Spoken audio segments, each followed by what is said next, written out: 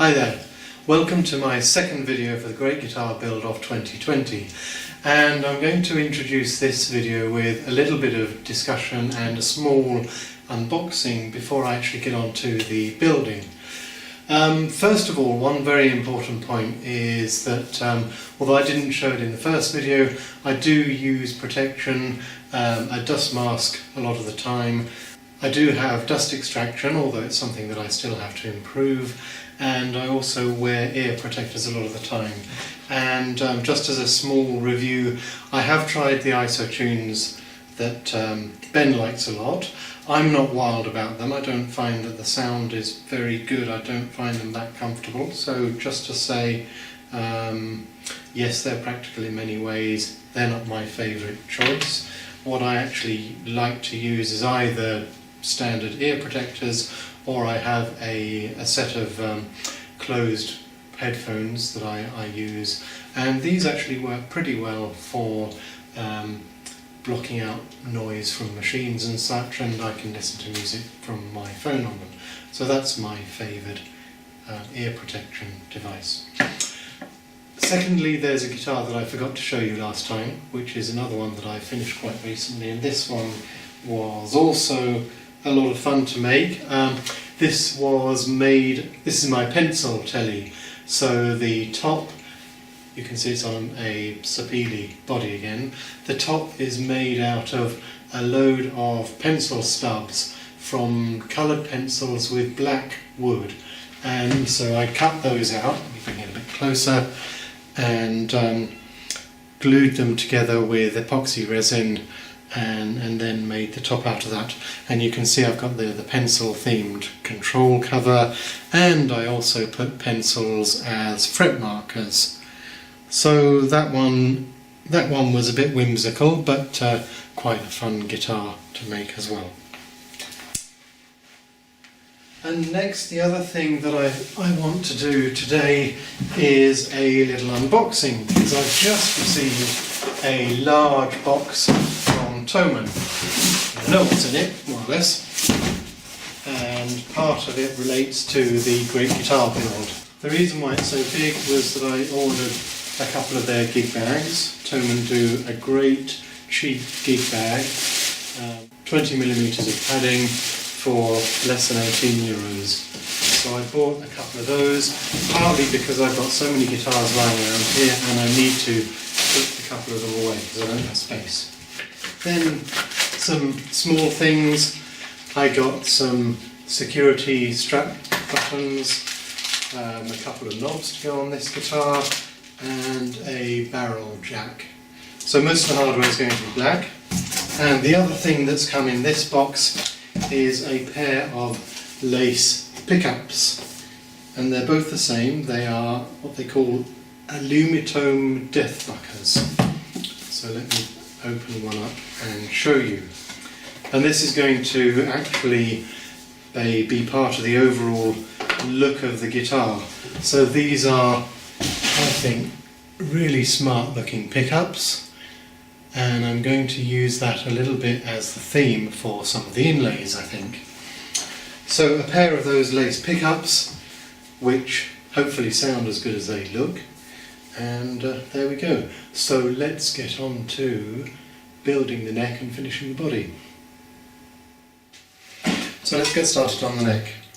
Now, I've actually already started preparing this a little bit, and I've picked out a couple of pieces of wood.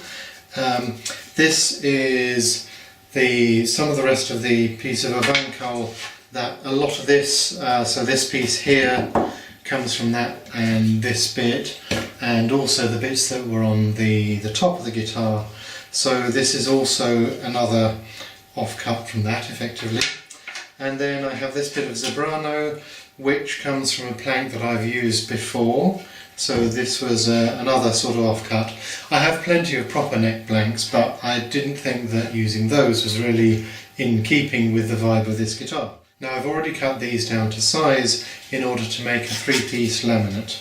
I often like doing more complicated laminates, but I think that would also not go very well with this guitar. So a relatively simple one I think will be fine. The next step in principle is to glue them all together, but I've noticed that this piece of zebrano, or zebra wood, has got some gaps in the wood here, and I think that's not a big problem. I'm going to leave those in the heel part of the neck so that they don't get accidentally exposed when I'm carving the neck itself. But what I will do first is to just put a little bit of epoxy in those and then sand that off, just to make sure that it's all solid and it's not going to move or anything.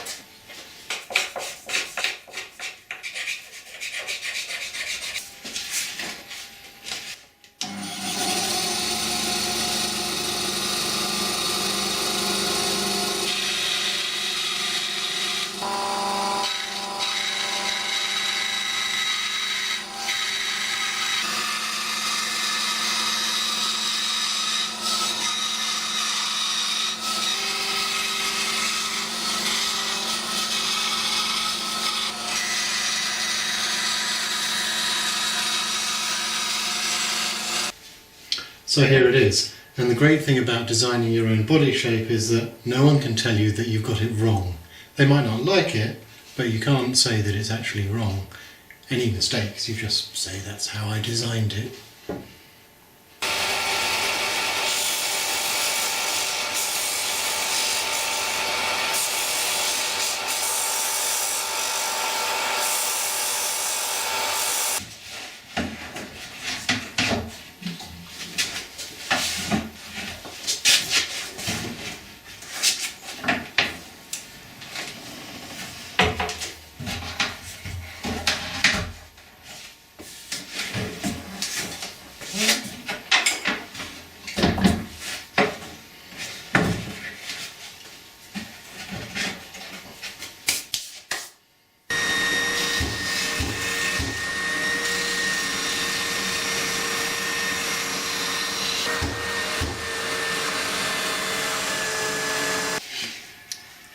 So we're getting there with the back, and I can now use the top to help plan out the actual pieces.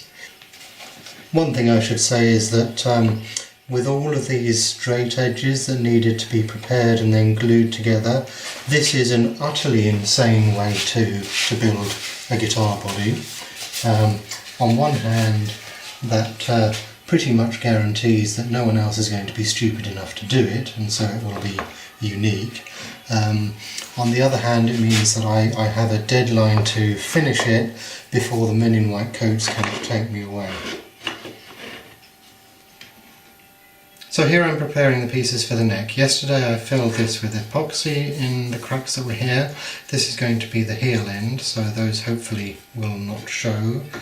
And of course, one of the main advantages of making a laminate neck is that you can do this.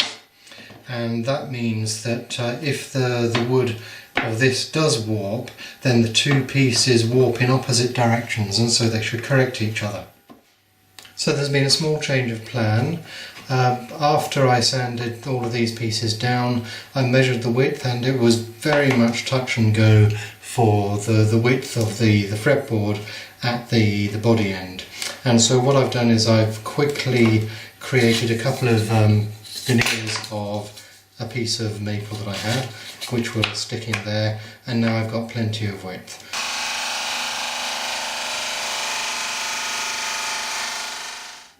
So now a quick word about planning for the fretboard.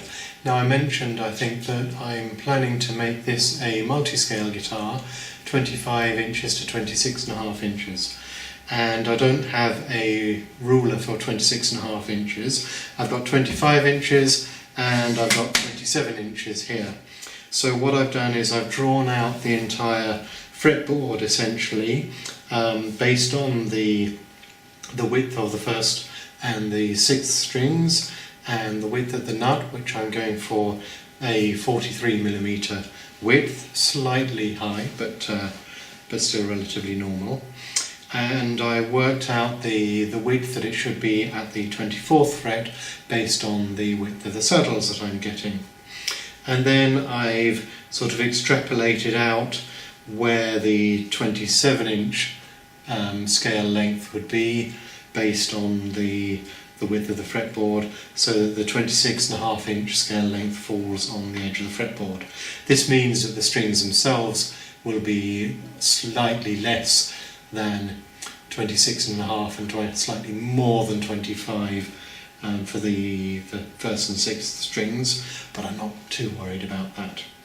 So then I marked out the points from the rulers of all of the frets, and I drew the lines between them, which are where the frets are going to go, and I'm going to have to transpose that onto the fretboard in order to cut the fret slots. Anyway, so I've got my plan for the fretboard, so let's get back to building the guitar. So there's been a change of plan for the videos. I was planning on finishing the body and then releasing a video towards the end of this coming week. So that would be around the 4th of September or something like that. Today is the 30th of August. But I want to get all of your opinion on something. And this is going to be a genuine opinion search and not a Ben Crow special. By the time you actually see this video, I will have made my mind up and gone ahead anyway. So please do tell me what you think below. So here are the top of the guitar and the neck blank that I've prepared. So this is a Van Col Maple Zebrano, and that's turned out pretty well. I've got a good 26mm, which should be plenty. So that's what's going to be for the neck. And I've got 5 fretboards. I've got quite a nice collection of fretboards because I like buying exotic fretboards. And I've picked out 5 to show, and I'm hesitating about which one to use. So here goes. Number 1. This is Zebrano, zebra wood. I've used in several other places in the build. There's some here in the neck, there's some in the back of the body as well. And that would look like that. Number 2. This is sold as Violetta. I think it's also known as Kingwood, I believe. I don't know how well the colours will come out, but this is a rather purplish wood. Very nice tight grain, lovely fretboards. I've used them before.